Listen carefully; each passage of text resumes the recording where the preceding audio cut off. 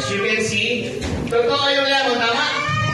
Oh, pero wait, yung pala sa gitna. May iba nga sa gitna ng lemon.